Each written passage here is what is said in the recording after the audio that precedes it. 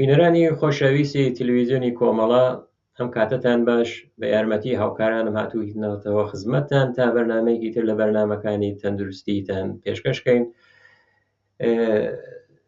ڕێکەوتی زەبتکردنی ئەم بەرنامەمانە کەوتووەتە سیویەکی جۆزەردان. جێخۆیەتی من لە سەرەتای بەرنامەکە و پیرۆزبایی سیویەکی جۆزەردان بکەم لەو ئینسانە تێکۆشەر و فیداکارانەی کە ڕۆژێک لە ڕۆژان پێشمەرگەوەی کۆمەڵە بووگەن و هەروەها لە بنەماڵەکانیان. دوای پیرۆزبایی سیویەک جۆزەردان بچینە سەر بابەتی بەرنامەی ئەمڕۆمان. بابەتەکە لەسەر دۆخی دوو ڤیرۆسە، یانێ دوو جۆر لە ڤیرۆسەکان لە دنیای ئیمڕۆ، یەکێکیان پۆلیۆە یا هەر ئەو فەلەج ئەتفاڵە یا شەلەلی مناڵان، یەکی تریشیان ئیبۆلاس. ئەگەر بۆ خەتەرەکانی لەسەر کوردستان ئێمە لە نەزەری بگرین، بەڕاستی ئەم دوو ڤیرۆسە خەتەرێکی وایە نییە لە حاڵی حازرە، یان شتێک تۆمار نەکراوە، بەڵام ئەو منتەقە بۆ پۆلیۆەکەی یا بۆ فەلەج ئەتفاڵەکەی خۆ منتەقەی کە ئەگەر حاڵەتێکی حەساس بێتە پێشەوە ئەوەی کە کوتان یا ئەو قەترەی فەلەج ئەتفاڵە ئەدەن، ئەوەی تقریبەن بۆ کوردستانەتانین بێژین مهمە. ئیبۆلاکەیش دیارە تاقیقاتێکی تازەست کراوە، ئەوەتە تاقیقات نییە، کەشفیاتێکی تازە شتێک هاتووەتە دەست کە ئەو کەسانەی کە تووشی ئەو نەخۆشی ئیبۆلا بوون دوای 6 ساڵ 7 ساڵی سە دەزانیویانە مشکلاتێکیان لە مێشکە پیا بوو، یانە تەسیری دانیاوە لەسەر دەمارەکان یا ئاعسابی کە لە مەغز و مخە هەیە ئەسەری داناوە. ئەم دوو بابەتە هەیە.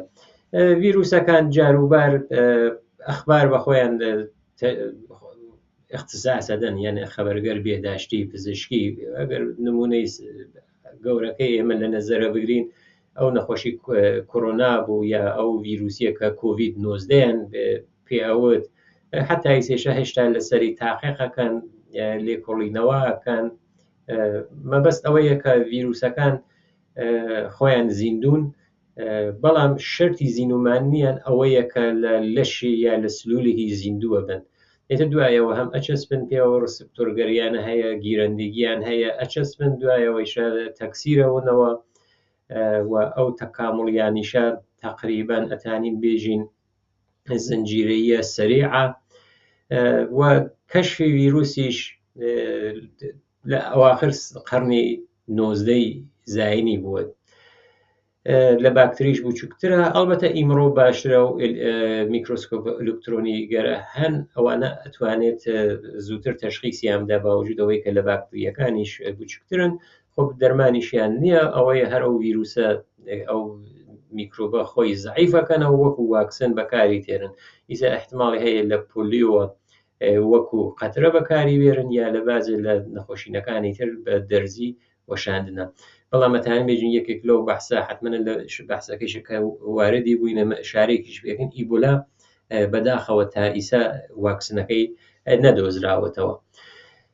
ئەوەی کە بۆچی ئەم پۆلیۆمانە هەڵبژارد، پۆلیۆ یا ئەو فەلەج ئەتفاڵە، یەکێک بەناو بیل گەیتس، کەسێکە کە 25 ساڵ یانێ تەخەسوسی لە ڕشتەیەکی ترە بوو، هەمووی وێڵ کرد، بنیایەک لاوە و 25 ساڵە لەسەر پۆلیۆ کارەکات و لەسەر ڕیشەکەنکردنی پۆلیۆ. خۆی مەقالەیەکی نووسی بوو و مەترسیەکانی لە دنیای ئیمڕۆوە باز کردبوو. هۆکاری مەقالەکەی کە من لە ئەوڵۆ تا ئاخری چووم ئەوە بوو کە دیارە مەسئلەکە بودجەیەکە کە 1.7 میلیارد دلاریان لە ئەمریکا قەت کردووە کە بۆ نەخۆشی شەلەل یا ئەو فەلەج ئەتفاڵە تەرخان کرابوو. دیارەوە لە پرۆسەگەری ترە ئەو پولگەرە بەناو هەڵگەڕاندنەوە سنۆقەکانەوە لە شوێنگەرێکە بۆ شەڕ و بۆ مهمات و بودجەی ئەرتشەکان لێنە مەسرەفیەکان. ئەمە یەکێک لە مەواردەسە کە بیل گەیتس ئشارەی کردووە، مەقالەیەکی نووسیوە کە ئەو خەتەراتە هەیە. خەتەراتەکەیش ئەوە نییە هەر لە فازڵاوەکانەوە کە لە نیویۆرک و لەندەن و ئۆکراین و ئەندونزی و چەند وڵاتیشی ناوبردووە و توی هەتا مشاهدەش کراون بینراون ئەوەیە کە ئەو وەکو مەترسی چاوی لێ کردووە. من لێرە بۆ بینەرانی خۆشەویستیش بڵێم کە ئەم نەخۆشی فەلەج ئەتفاڵە لە ئەمریکا تقریبەن تاریخێکی مشخصی هەست، حتا ئەم بیل گەیتسیشە وایە شارەی پێ کردووە. بۆچە وڵاتی یەکگرتووەکان ئەمریکا بودجەیەکی زۆریان بۆی تەرخان کردو، ئەوە لەبار مێژووە یەکێک لە ڕێی جمهورەکانی کە ئەگەر اشتباه نەکەم 3 دەورە ئەو ڕێی جمهور بۆ تایسە ڕێی جمهوری وایە نەبووە کە چەند دەور زیاتر لە دەورەکان خۆی ڕێی جمهور بێت. کەسێک بوو بەناو فرانکلین ڕۆزڤێلت، ئەم کەسە شەلەلی بوو و ئەو سیاست دەستگای سیاسی یا ئەو سیستم سیاسی ئەمریکا ساڵیان ساڵ ئەویانە لە چاو مردمەکە ئەشاردەوە. خۆ دیارە ئەسەراتی خۆی بوو حتا هاتە تارانیشدا کە ستالین و چرچی لە دانیشتن ئەو لەبان سەنگڵ یەکە و سییانەکەیان عادی دانیشکەن ڕۆزڤێلت ئەرم ڕێی جمهورە پای خستووەتە قاچی خستووە لەسەر قاچ عادی دانیشتۆ بەس ئەو وانە هەم تیارەکەی اختصاصی بوو وەسایلی تایبەتی تێ بوو هەم ئەو ماشینەی کە استفادەی لێ کرد و ئەو هاتوچوویە. بەڵام دەستگاگەر نمایش یا ئەو تەلەڤیزیۆنشتە ئەو حاڵەتیانە ئەشاردەوە لە بەرچاو مردمەکە وا نیشانی بن کە کەسێکی سالم. ئەلبەتە خۆ مشکڵێک نییە، بەڵام ئەو کاتە چۆن کەسێک بوو لە ئەو سەردنیا سیاست مەدارگەرێک گەورە و شەڕی دوی جەهانی بوو پێیان وا بوو کە ئەبێ وا نیشانی بدەن. بەڵام مەسئلەکە ئەوەیە ئەو یەکێک لە هۆکارەکانە کە ئەمریکا لەو ساڵیانە و بەدواوە بودجەیەکی تایبەتی تەرخان کرد بە ئەم نەخۆشی فەلەج ئەتفاڵە. بابزانی ویل گەیتس من سەرێ ئەوەی کە مهمە لەو گزارشەی کە نووسیگە بۆچی ئەبێت ئاگامان لە مۆزعیەتە بێت من عەرز خزمەتانەکەم. خۆ ئەو نووسیوێکە فەلەجی ئەتفاڵ نەخۆشینێکە کە زۆرتر تایبەتە بە مناڵان، بە تایبەت ئەو مناڵانەی کە تەمەنیان ژێر 5 ساڵە و حتا مناڵانێکە هەن ئەتوانێت تەجروبەی حتا یەکەم هەنگاو هەڵگرتنیشیان نەبێت، یانێ زووتر لە مۆعید ڕوو بدات و ئەو کەسە نەتوانێت هەنگاو هەڵگرێت ڕێگە بکە ڕێگە بچێت. ئەوە یەکە لەوتوێت کە لە وڵاتگەرێکە فەقیرن وڵاتگەرێکە سەدتەوسعیان هە لە خوارەوە ئەمە یەک خەتەرە، بەڵام ڕیشەکەنکردنی ئەم نەخۆشیە هەم ئیمکان پەزیرە هەم ها لە دەستڕەسە هەم دوور لە ئینتیزار نییە واقع بینانەیە. ئەمە ئەو سێ خاڵەت کە ئەم دەستنیشانی کردووە نووسیویان نسبەت بە ساڵی 1970 یعنی 38 ساڵ لەوە پێش ئەم نەخۆشیە 9.9% هاتووەتە خوارەوە تا بڵین 100% دەیتەریانێ شتەکە تاو ئەنازەسە.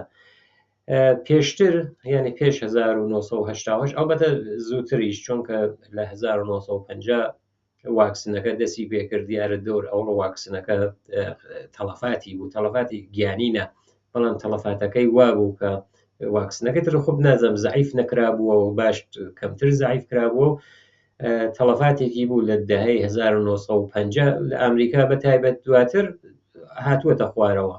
بەڵام وتویە ئەم نەخۆشی ئەم ڤیرۆسە ساڵانە 350,000 مناڵی لە 125 وڵاتە تووشی شەلەلە کرد. تقریبان 3 سویەی هەیە، یعنی 3 فرمی هەیە، 3 تیپی هەیە، بە 1 و 2 ئەناسرن، دووسیەکەی کولەن ڕیشەکەن کراوە. ئەو تیپیە کە هەیە تیپی یەکە و ئەو وڵاتگەریشە کە ئیسە ئەم تیپ یەکە جاروبار سەر هەڵدێرێت و دوایەوە نامێنێت و دوو وڵاتن کە دراوسێ یەکیشن، یەکێکیان ئەفغانستانە ئەویشیە دوومەکەیشیان پاکستانە.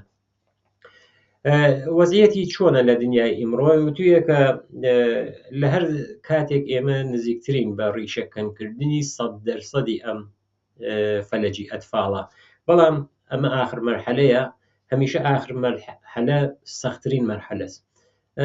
منزوری ئەوەسە ڤیرۆسەکان یەکێک لە خەواسێکە هەیەە جەهش، یعنی ئەو ساختمان خۆیانە ئەو تەغیر شکڵە ئەو قابلیەتیانە هەیە، ئەو توانایانە هەیە شکڵیان ئەگۆڕن و ئەم پولیویشە یەکێک یا ئەو فەلەج ئەتفاڵە یەکێک لەو ڤیرۆسگەرەسە کە شکڵ ئەگۆڕێ. هەروەک کۆرۆناکە کە تیپ و شکڵی عەوەزە کرد ئەوە بوو ئەزیەت ئەو دانیشتمەندگەریە کرد تا بتوانن واکسنەکەی بۆ دۆزنەوە. بۆیە ئەوەسە کە ئێژێت ئاخر مەرحەلەی سەختترین مەرحەلەس ئەو شکڵی گۆڕینیە بۆ ئەوەی کە ئەتوانێت سوء-استفادە کات لە زەعف سیستم ئیمەنی بەدەنیش ئەتانێ ئەو ئستفادە وەربگرێت و دیسانەوە سەر هەڵباتەوە. ئەڵێت کە لە هەر شوێنێکە کە واکسیناسیۆن کەمێ زەعیف بوێت خەتەری سەرهەڵدانەوەی هەیە. خۆ ئەوە هەڵەگەڕێتەوە بە سیاسەتگەر و مدیریەتگەر بێداشتی لە وڵاتگەرێکە ئەگەر کەم تەرخەمی کردێت یا هەر بە هەر هۆکارێک شەڕ بێت قاتی بێت ئەو واکسیناسیۆنە ئەنجام نەدرگێت چونکە یەکێک لە واکسنگەرزەکە بێت بۆ مناڵانێکە لە دایکە بن تر لە چەند دەورە پیان بدرگێ ئەڵێت کە ئەگەر ئەوانە ئەنجام نەدرگێت ئەوە ئەتوانێت دیسانەوە سەر هەڵباتەوە. معموڵەن ئشارەشی کردووە کە لەو جەوامعیشە کە جیا لەوەی کە ئیمنسازیان ها لە خوارەوە وەزعیەتی بێداش تەم تەوسعەیەشیان ها لە خوارەوە ئەوەیشە ئەتوانێت یەکێک لە خەتەرەکان بێت. لە کول لە خۆی فاکتۆرێکی گرگەسەوە ئەڵێت کە هیچ شوێنێک لەم دنیا ئەمین نییە، یعنی هیچ شوێنێک ئەمن نییە بۆ ئەم نەخۆشیە تا زمانێک کە تواو دنیا ئاری لە ئەم ڤیرروسە بێت. یعنی ئەگەر بۆ نمونە پاکستان ها لە شوێنێکە بۆ نمونە کانادا کە شاید دوورترین شوێن بێت یا ئەگەر دوورترین شوێنیش نەبێت شوێنێکی دوورە بەنسبەت پاکستانەوە ئەڵێت ئەگەر خەتەر لە شوێنێکی دنیا بێت ئەتوانێت لە هەموو دنیا ئەو خەتەرە بێت. ئاماری هاوردەسن یعنی نمونەی هاوردەسە ساڵ 2022 لە نمونەگەرێکە لە فازڵاوەکانە گردویانە لە نیویۆرک، لە بریتانیا، ئوکراین، ئەندونزی و باقی وڵاتەکان ئەو ڤیرروسە بینراوە، یعنی 4 ساڵ لەمەوبەر هەتا ئەم ڤیرروسە لە ناو ئاو فازڵاوی نیویۆرکیشە بینراوە. ئەلبەتە ئەو ڤیرروسە حتا لە شوێنگەرێکە بوو بە خۆ ڤیرروسێکە ئەیدەی بە مناڵێک ئەو مناڵات هەم ئیدراری هەیە هەم مدفوعی هەیە ئەتوانێت لە تاریخ ئیدرار و مدفوع دیسانەوە هەڵگڕێتەوە لە ناو فازڵاوەکانە بمێنێتەوە و ئەوە ئەتوانێت یەکێک لە خەتەرەکان بێت. ئەڵێت کە بەڵام خەبەراتێکی باشیش هەیە، یەکێک ئەوەیەکە نسبەت بە 5 ساڵی لەوە پێش، ئەلبەتە ئەمە ئاخرگەر ئەو گزارشی نووسی ئاخرەکانی ساڵی 2025 بوو، یعنی تقریباً 5-6 مانگە لەوە بەربوو. ئێژر نسبەت بە 5 ساڵی لەمەوە بەر ئێمە زۆر هاینە بەرەوە چونکە ئیمکاناتێکی باشترمان هەیە.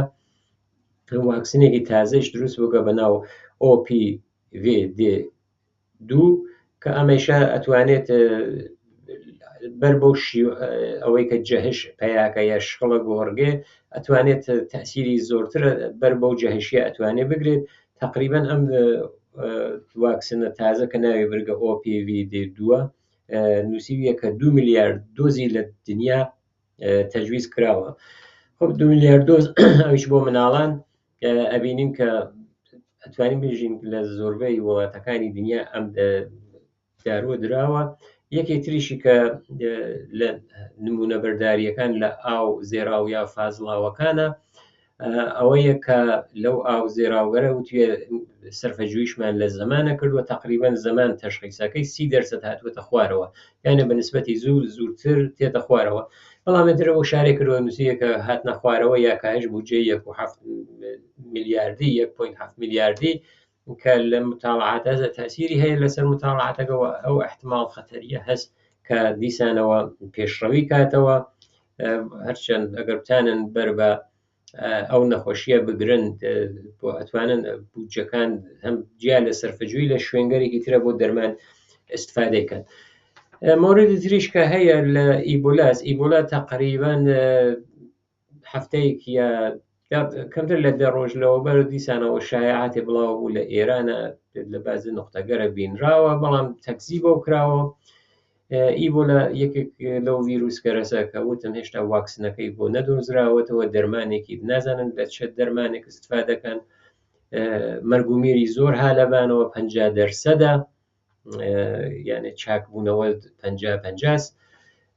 دوای ئەوەیشە مشکلاتێک پێشتێرەی وەکو ڤیرروسەکان تاو لەرز و ئەمانە جیا لەوانیشە خوێن ڕێزیگەرێک لە ناو دەستگاکانی داخلی بەدەنە ئەدات، من لێرە یەک تەوزیح بم بۆ بینەرانی خۆشەویستمان نەخۆشینێکە تەب کۆنگۆی پێژن یا تای خوێنبەر بوون ئەمە ئیبۆلا نییە ئەوەش نەخۆشیێکی ڤیرۆسیە لە حیوانەوە گوازرێتەوە لە ئاژەڵەوە گوازرێتەوە ئەوە جیاز ئەمە ئەو تای خوێنبەربوونە نییە ئەو تای خوێنبەربوونە جیا لەم ئیبۆلا لە زۆرترین شوێنەکانی دنیا هەیە بەس من بۆ ئیبۆلاکە ئەو تاقیقاتەی کە کراوە من هەرچەند بەرەو کۆتایی بەرنامەکەیشمان ئەچین من بۆ ئێوە بینەرانی خۆشەویست ئەرزی کەم ئەوەی کە کەشف کراوە ژن 7 ساڵ دوای ئەوەی کە ئەو کەسانێ بووبن کە تووشی ئەو نەخۆشیە بووبن دوای 7 ساڵە و متۆجی بووبن کە هێشتا زەخمگەرێکی عەسەبیان هەیە ئەو زەخمگەر عەسەبیە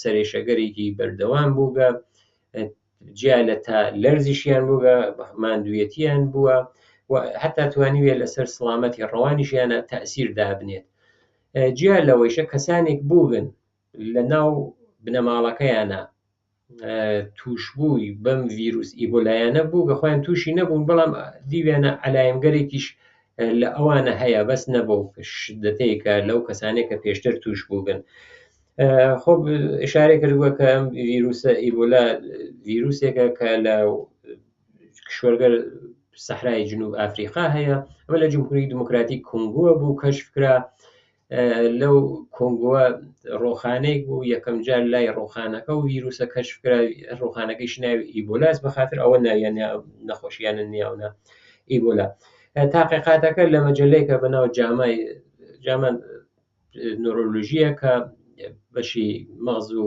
ئەمانە بەڕاستیەکە و تاقیقاتیانە وتیانەوە کەسانەی کە لە ناو کەسانێک کە گیانێکی ساڵم یان بەدەست ئەم ڤیرۆسەوە بەدەربردووە مشاهدەیان کردووە کە ئەسەراتێکیان لەسەر مێشکەوە هەیە جیا لەوەیشە دیسانەوە ئامار و خەتەراتێکە ئەو نەخۆشیە بە نووسیانە ساڵ 2014 زۆر بەربڵاو شیوعی پیا کرد بڵاو بووە لە دنیا لە کۆنگۆ 28,000 نەفەر توشبووی بوو کە 11,000 لەوانە بەداخەوە گیانیان لەدەستە یعنی ئەبینین ڕێژێ مەرگ و میراکەی چنێکا لەسەرەوە یەکێک لەو ڤیرۆسە خەتەرناکە ئەمڕۆ هەیە ئەڵێت کە جیا لەو مشکلاتە لەسەر حافزە تەمەرکۆز لە زێن ئەوەی کە شتێک لە بیریان نەمێنێتەوە لە تووشی فەرامۆشی و لە بیرچوون بێ ئەوەیشە ئەو حاڵەتیشە لە زۆربەیەک لەو کەسانێک کە پێشتر توش بووبن مشاهدە ئەکرێت